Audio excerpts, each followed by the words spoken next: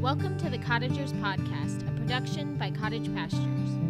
On this podcast, we discuss rural living, homesteading, and small-scale farming.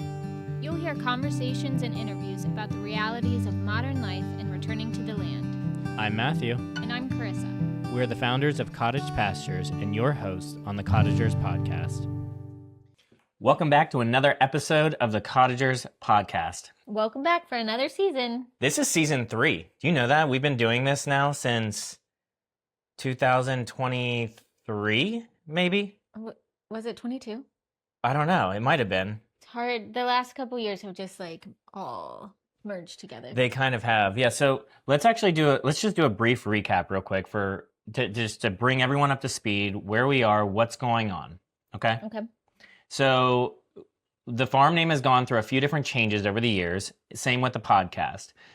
Right now, the name of the farm and the brand that we've developed for farm and what we produce is Cottage Pastures. Mm-hmm. And then the podcast is the Cottagers Podcast. In the idea that cottagers are the people who live in the dwelling on land, who steward the land, basically. Yeah. So our idea with the podcast is that we share our story as the cottagers, and then we invite other people on to share their story in their experience as cottagers, so to speak. Exactly. Or really, just anyone that's involved in agriculture, getting back to the land, folks who want to talk about the Catholic faith and the relationship that they have to the land. It's small-scale agricultural businesses. Yep, all of it. It's been such a wonderful journey over the last few years.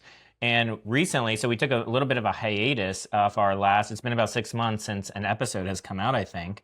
And now we are at the point where we're going to be releasing them every week, mm-hmm. or most weeks going forward, mm-hmm. For the next few years, mm-hmm. it seems. So that's going to be really exciting. Lots more guests, a lot more conversations with Carissa and I. We'll probably change out the setting a little bit as... The setting will change for sure. As we finish up our house. There should... Maybe build an actual studio. Yeah. There's just so much going on. So let's start here. Let's talk about the farm. What's going on the farm this year? So over the last few years, we have developed a nationwide pasture-based meat and garlic farm business. Mm-hmm. That's expanding a little bit. It's getting a little bit more filled in. It's getting a little bit more streamlined. Our systems are getting a little bit better. And we hope that this year is a year where maybe some of those systems really take place and require a little bit less labor input from me. Yeah, behind the scenes, we want to shore up our systems mm-hmm. and just make the farm flow better so it's a little bit less input and we can run things more efficiently. But forward facing, we hope to be able to add new products to our line that people can buy mm-hmm. from us. So it's been, like he said, garlic and chicken. And locally, we've sold beef and pork, but we're hoping to expand on all of that. Mm-hmm. Actually, we start shipping pork in about 2 weeks. So mm-hmm. pork will be the first one that hits the market soon. So that'll be pretty neat. But let's kind of, let's do this. Let's back up just a little bit because there's a lot. I noticed this recently when we were looking at where this podcast is downloaded over the last year.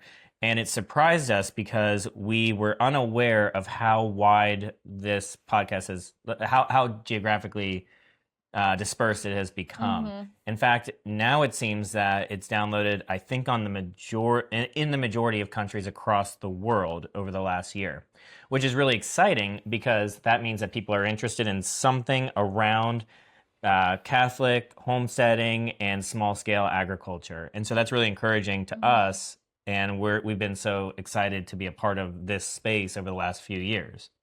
So we have the farm, and then we also homestead. Now, often because we farm, that also means that we're a first customer of our farm. So sometimes that gets a little bit blended. But we also are working really hard to separate the farm and the homestead because they are two different things.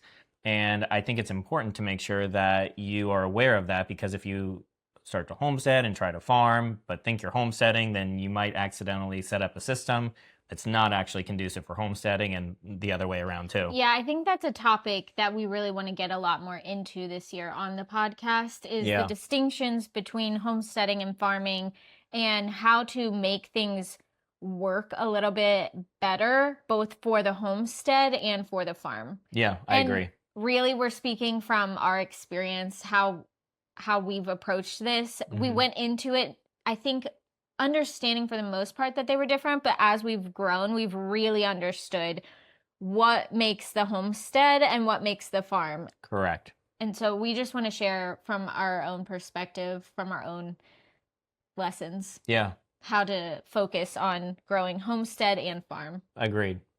Because we didn't have a really good plan in the beginning. It was kind of just get started with everything and see what happened. Now, at the same time, that's actually worked out decently well for us because what it's established is both these farm enterprises. So we have, soy-free, organic fed, pasture-raised chicken, soy, corn-free pork. We raise rose veal, and we sell that locally primarily right now. We raise garlic. All of these are kind of like outside lines of a drawing that we're now shading in. And there's other parts to this as well. Over the last 2 or 3 years, we've hosted on-farm events, I think, every year since we started this. And we've met so many people from speaking engagements and other places. And none of that really would have happened if we started it Just the homestead. just the homestead, Yeah. actually. Yeah. So It actually, I think the biggest contributing factor to us starting bigger than just focusing on the homestead and our family is the connections that we've built and made. And because we've met so many people and built so many connections, I think it's actually helped us to grow and build those probably. things up more. Well, if we even just consider like the garlic aspect, the garlic was not, we grow now 28, I think it's 28 varieties of garlic we have on the farm right now. And we didn't start out to make a business out of garlic at all. I didn't even know that was a thing. No, one thing about us, probably more on him, is that when it comes to the garden and our produce that we're growing for the family, he has big goals of like, let's grow as much as we'll need for the family and maybe a little bit more. And so our first year growing garlic, he bought I think it was 20 pounds. pounds of garlic we planted. And somehow we immediately came across a wholesale buyer, which made it, we weren't ever thinking about selling garlic. Wasn't Maybe if we yeah. had a farm stand one day, we'd have like little bags of garlic you could buy, but we never thought, I don't even know if we understood the concept really of the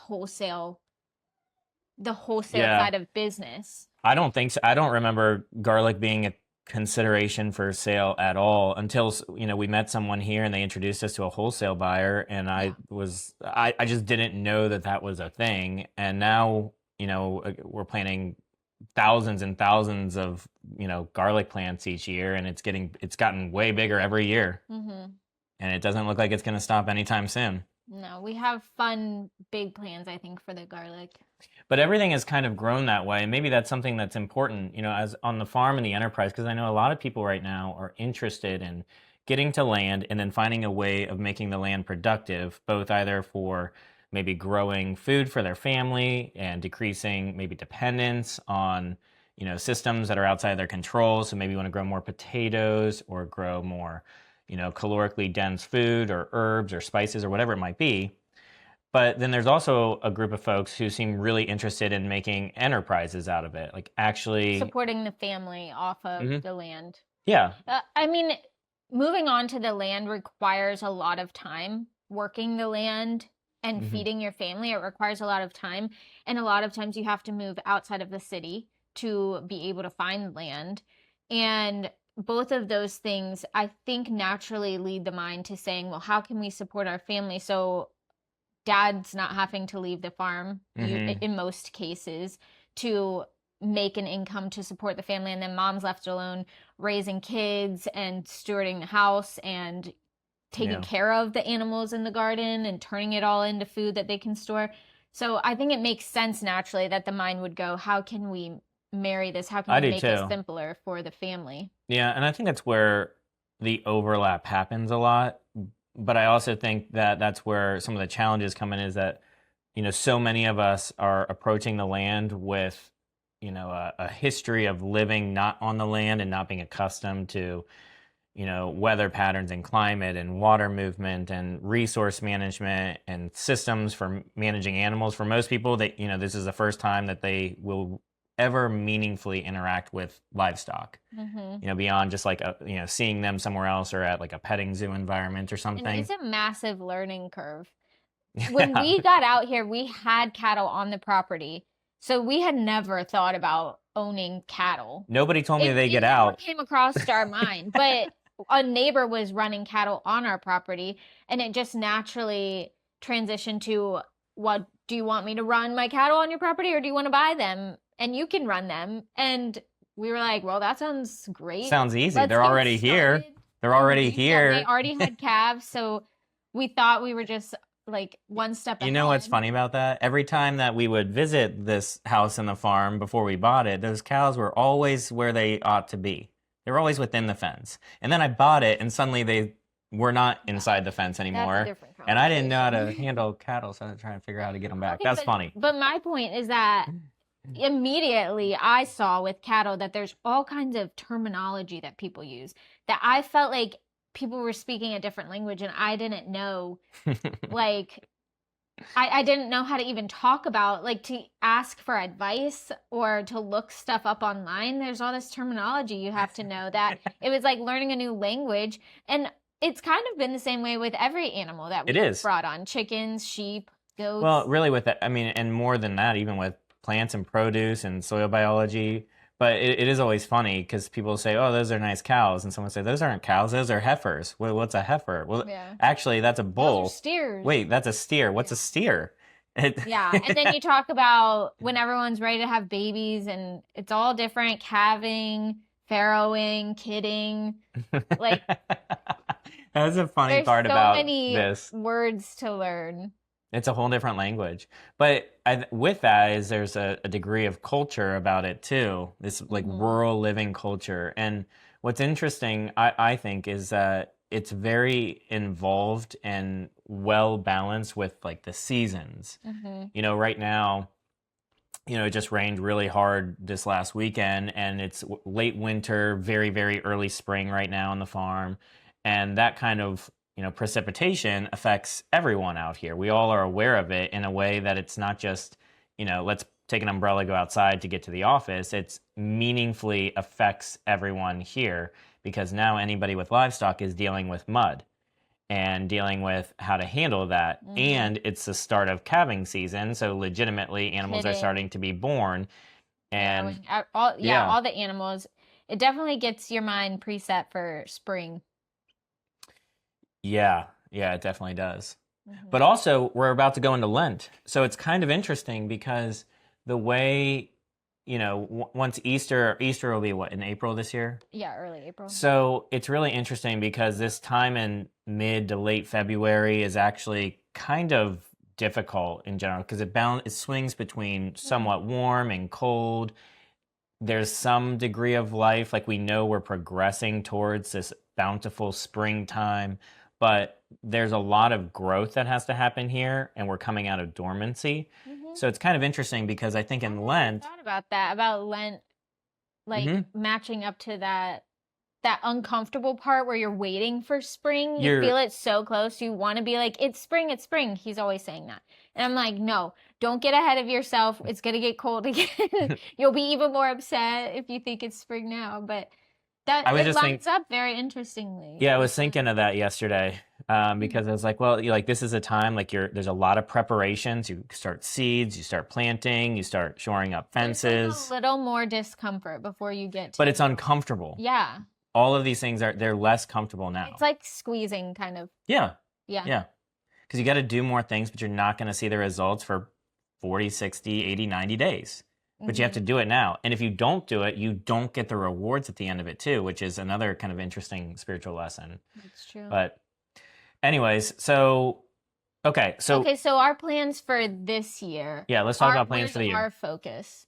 So the number one thing, so what we feel that we've done well on the farm and really on the homestead is developed, like I like to think of it like we're drawing a big picture and we've outlined everything. And that means that we've outlined how we do run our animals and how we move them and where they go and how they affect the land. We've figured out how to do gardens both really well and also really poorly. and what makes a really good and a really poor garden, fertility-wise and fruitfulness-wise. And we've kind of figured out the systems that work for us. So what we feed the animals, the way we feed them, the way they move, when they need to be moved, who needs what kind of shelters. Yep. The fencing that works best for us. And even with the gardens, we have like our own style that I don't typically like. I just don't think it's the most popular style of garden, but I think it works for us. And like just the way we set it up and the way you work the soil, all of it, we've kind of figured out the way we like to do things. And now we're just gonna shore it up and make it more efficient. So practically what that looks like this year, there's like 2 or 3 main things that need to happen on the farm this year to improve our experience, the efficiency of it, and the safety for everyone, including visitors, animals, and us while working with animals. The first thing is fencing. So for the last few years, we've been using portable fencing for pretty much every animal on the farm with the existing hard fencing that exists on the farm. The problem is that the existing hard fencing, which is, like you said, a T-post in the ground or a wood post in the ground, and you put woven wire, field fencing, barbed wire, high tensile wire, like some kind of wire up there to create a barrier, that has effectively been degraded since when it was probably installed, decades ago. So it's leaning in places. Some places the wires aren't up anymore. Some places the wires have broken. Some places trees have fallen on them. A lot of damage to them. Now, because of that, we've been using polywire where we stretch an electric wire across those, or we would use temporary step-in posts, or we would use temporary netting, and we would just move that around. The problem is that with each of those, their portability also involves unique challenges. Like, you have to have a way of electrifying it unless the animals respect only the net as a barrier. And eventually, none of them do. And a net only works for certain animals. And the nets seem to only work well for certain animals. I do not recommend. Our experience. I've seen this for others too. Like pigs work much better off a electric wire. They do not work well at all on netting. I don't think it's a good idea for most pig breeds. Pigs, yeah. Sheep do decently with the net, unless have we done them on wire? We haven't hard trained them to wire, but that'll be the next step. But the problem you would find with the portable nets is when it rains or it frosts and then it thaws, is that the nets always fall over because the ground becomes moist, and then they get really low. bad winds where we are too. Yes. So long story short, we're switching to paddocks. Fencing. We're doing hard fencing, and we're dividing the farm into paddocks. Yeah. So think of like a 10-acre pasture, and then you put a fence down the middle, and then 5 fences horizontal. That creates 10 1-acre paddocks. And then you can put all of one breed of animals in there. Maybe it's chickens, and then maybe in the next one is sheep, and then the next one is cattle. And then you can take that paddock and you can subdivide it a few different times, maybe turn it into a 1/4 acre a day for the sheep, and then move it, 3 or 4 times so they can stay in there for X amount of days before they move into the next paddock. And then we bring chickens in behind them to help just scratch all the manure in, take care of the parasites. So we're doing that in various ways throughout the whole farm, including in the woods for the pigs. So we're going to clear the same pathways, but it'll mostly be for pigs in the woods. And that gives us confidence that animals can never get out at all or ever be where they're not supposed to be. And even if they ever did, it would be within a secured paddock, and there's no way that they can, get in a place that makes it possible that they accidentally get into the garlic and, root up some of that. Or we live on a busy road, and we have found that not having multiple layers of fencing makes it so that we're creating danger for the animals. It's just anxiety provoking. Yeah, it's really hard to leave the farm and not know, are we going to come home to animals where they're supposed to be or not where they're supposed to be? And if with the extra fencing that we're going to do, even if they get out, they can't get out of the extra fencing. They'll stay on the farm. And that's the important part. So we're excited about that. And that's something I recommend to a lot of people, especially if you're running animals on larger plots of land, even if you're doing it, even if it's just like a homestead situation. Perimeter fencing. Perimeter fencing, incredibly important, and also thinking, how do I reduce the amount of time that I personally have to go out there and walk and move and pick things up? Because if you just want to use one portable temporary fencing as an example, depending on the number of animals you have, you probably have to have multiples of them. But then in order to move them without having them get out of that fencing, you have to have more fencing to open them up into. That's something a lot of people don't think about. So if you want, let's say you put animals in one fence and they're sheep, and you want to move them to the next portable fence, but you don't want them to get out, you need 2 portable fences. Yeah. But then if you have more sheep and they will require more space than you can give them in the one net, now you need multiple more fences. It just becomes a difficult challenge logistically. So that's number 1, hard fencing. Number 2 is resource management. So specific, Not water? including water. Oh, okay. Yeah, water, feed, how you deliver them to animals. So because we live in a relatively remote area and we work our farm in a relatively remote area, our topography as well is pretty rough. It's steep and then it drops, it steeps and it drops. It's very rolling. Yeah, it's not flat. It's not flat at all in most places. Yeah. Where the gardens are is flat. And Yeah, that's really it. So I think this year how we're going to try to do it, we don't have any real equipment yet. We haven't yet, but I think we're going to try to figure that out. So what I'd like to do is take things like IBC totes, fill them up with hundreds of gallons of water, and I would like to cart that out on a garden cart to like the pigs in the woods. And then I would use that as a water source for a few weeks as needed and just monitor it, make sure like it doesn't, we'll cover it so it doesn't get algae in it, and make sure that they always have fresh, clean water, but I don't have to every day go out there and haul it to them. Yeah, and we're also hoping to take a water line out to the field so that we're not having to come all the way back to the house to carry water out. So hopefully you would be able to fill those up somewhere out in the fields. Yeah, I think you really need to, like whether it's farm management or homestead systems being built, at this point, one of my best recommendations to people is from the beginning, think of the systems, because you have so much energy in the beginning that you will do things manually because you're excited and it's novel.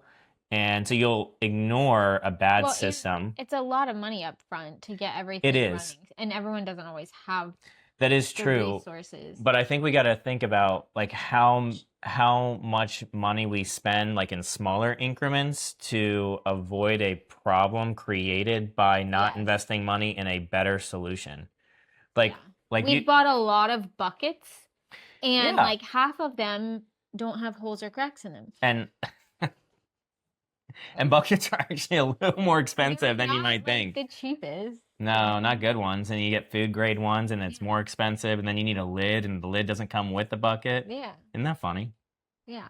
But also there is a sense of sometimes you need to be on the land to figure out where everything needs to go. 100%. So like running a water line might not be the first thing you do, but the IBC totes are something that you can set up and it'll be easier to move around. And then once you figure out where things need to go, then you can add in more permanent things like the permanent fencing. I mean, okay, really quick on the fencing topic, there is a lot of talk about like permanent fencing versus movable fencing. But something that I've found is that even permanent fencing isn't permanent. Like you can. That's true. Unless you're building like a wooden fence that will take a lot of time and effort to take back down and rebuild. Like T-posts are not that hard to put in and pull out. That's true. Yeah. So and it's also not like crazy expensive comparative to the movable fencing. And you don't have to put like a hard wire on T-posts either. You could get some insulator clips, put them on there and use polywire on them. Yeah. It may not be the best solution, but it is a solution, and it's a T-post doesn't fall over easily as some of these other ones, and they don't get broken. Like that's the other thing. A lot of our step-in posts have like broken where you put the wire. Those break so easy. Yeah, you can't replace it as easy as like the clips you put on the T-post. That's actually a great though. like point about, so on systems, so like let's say you have T-posts on the farm and you're like, hey, I need to get this T-post out of the ground and I'm going to move this, or the wire, something like there's a reason you want to get out of the ground. I think the temptation for a lot of people is to first go out there and be like, how do I pull this out of the ground? Right. And maybe you don't have a tractor or equipment. Yeah. So you start wiggling it back and forth. He's saying because this is what he's done. And then you start pulling it up and you get it up out of the ground and now it's bent or like crooked. And you're like, well, that's less usable. Yeah. Surprisingly, they do bend kind of easy. Or you can spend like $50 and go get a T-post puller, which will pop it right out of the ground. Like I can use it. Very easy. It's not even like it takes a ton of effort. I say that because I'm like way weaker than him, but I think that's an example of like investing in a good system. That tool alone is it's hard to post hole digger, or is that what it's called? And just there's a manual. What do you call it? I don't even know what that's called. The thing you put over the T-post and pound it into the ground. Yeah, instead of trying to like... It's probably called like a T-post pounder or something. I don't know. Look it up on Lowe's. But some people would go instead and they'd say, look, I'm not going to spend on that because, that's probably $30 to $50 too. So between the unit to install it and then the T-post puller, but that's probably $100. And that, in the moment, that's not a fun purchase at all. It's not a purchase you're going to probably use every day. But when you need to do one of those things, install or take one out, those two things make the entire job so much easier. And what it's doing is actually freeing you up time-wise to do things that are more important. And we've actually used it a ton since we've gotten those. Yeah, they seem to be very, very, we use them all the time. Yeah, because even like the sense of when you're raising larger animals and if you're sending them to a processing facility, because like if you're doing it for other people to sell, then you have to create pens usually to catch the animals. And the easiest way to do that, I mean, maybe it's not the easiest way, but the way we do it a lot is putting up T-posts and building a temporary fence box. Yeah, easy. And we lure them in and get them in there, and then it's easy to just like they go out onto the trailer. Yeah. Yeah, so that's something we have to do multiple times a year for every animal that goes off to processing, except for the chickens. Yeah, you know what? We probably should do that for the chickens. It'd probably make it a lot easier, honestly. Maybe. Use like a 2x2 hog panel or something, and chickens are more complicated because you got to crate them. We can funnel them, but we could funnel them. That's what we should do. We should funnel them into just put them into crates. Yeah, that would the end of it. Yep, and then just put something on the back so they can't go backwards. Yeah, last time was way. You know what? That was bad. Headache than it needed to be. See, that's an example, right? That was a bad system. What were we doing? We're trying to catch chickens in the wild. Yeah, so every time you do something and you're like, that was not good, then think about how to make it better and like change it next time. Don't just do it again this way. It's so funny when you got chickens out there and they're in a net or in a pen, the first one you pick up and you're like, wow, that one's a little bit heavy. And then you get to like the 4th or 5th, 100th one and you're like, wow, I am exhausted. We raise a lot more chickens than typical homesteaders. Well, that's a distinction between that and the farm. Well, and we're sending them to processing and not doing it ourselves. But even if you're doing it yourself, there is a sense of crating them and like corralling them so that you can. No, when we do process ourselves, it's much better to have them crated and ready to go. You start to add up. One of the things about both homesteading and farming that there is a real overlap is you only have so much energy. Like it seems to be that there is a timer on your shoulders and on your knees and on your back.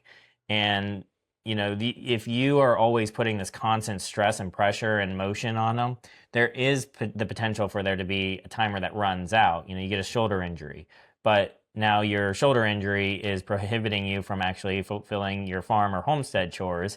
And you didn't put a system in place to avoid that, but now you really can't because you hurt your shoulder. Even the timeline of the sun, we've run into many times, and trying to keep things as quick and efficient as you can. Oh, you're talking about like literally running out of daylight too, because we're out there doing something. We've been processing chickens before and you feel the sun start to go down, and you're like, oh my gosh, I should have asked one person to do this with us, or we should have gotten up an hour earlier and we would be done. But instead, now we have to go find lights. Lunch in the crock pot, so I didn't have to take Yeah, it. you don't really want to make lunch too while you're processing chickens. Unfortunately, I think we've done more pizza. I don't have much of an Runs. appetite while I'm processing chickens. No, but it is physically demanding, and I feel like you get to a point where you're like, I have to eat something. Yeah. Again, we've always done bigger numbers too. So like if you're doing 25 chickens, But if you've never done 25 chickens could take someone half a day or more. If they've never done it, it's because there's a lot of, especially if you don't do it often, it's a timidity, I think, that can step in, kind of come up. So it's something else. But overall, I think, the point of this, we've been we kind of rambled a little bit. We're excited to be back. Yeah. I think that's it. But our big focus this year, and something I hope that is encouraging to people, is you may be in any facet of this. At some point, you may be in this. You may be dreaming of the land. You may be in an apartment thinking of, like, how are you going to grow one tomato this year? Or start your herbs. You may be actively homesteading a few years in, exhausted and tired and wanting to give up. You might have a farm business you're trying to get off the ground. Whatever it is, there's probably an opportunity to sit back and consider, how can I improve the efficiency of this so that it gives me more time to do what's important? Yes, it's good to work, but it's also really good to have a structured environment for prayer and family time, and to, frankly, be able to enjoy the fruits of your labor. And laying a strong foundation, because the one thing that I actually really love about homesteading, living off the land, is that you truly are building on what you did last year and the year before and the year before that. And so when you lay a foundation this year, you're going to feel it every year after this, until you need to go back and like readjust, or things will fade away and you have to redo it. But it's a long lasting effect. So taking a little extra effort right now at the very beginning, we're preparing for spring. We feel it coming. We're excited about it. But doing the hard stuff right now that we probably would rather just ignore is going to make the rest of the year feel a lot better to us, be more enjoyable. And we're going to feel it next year too. 100%. Yeah. Well, that's a wrap for the first episode. Back in a few months. Again, weekly episodes going forward. We're so thankful you're here. If you want to check us out, maybe see what it is that we offer for sale, or just be on our email list to be notified of new episodes and updates, or when we launch seasonal events schedule for the rest of this year, make sure you check out the Cottage Pasture. What is it? cottagepastures.com/contact. That'll get you to our email list. Have a great day. Bye. Thank you for joining us on the Cottagers podcast. For more information on today's episode, check out the show notes or visit us at cottagepastures.com. We look forward to you joining us on the next episode.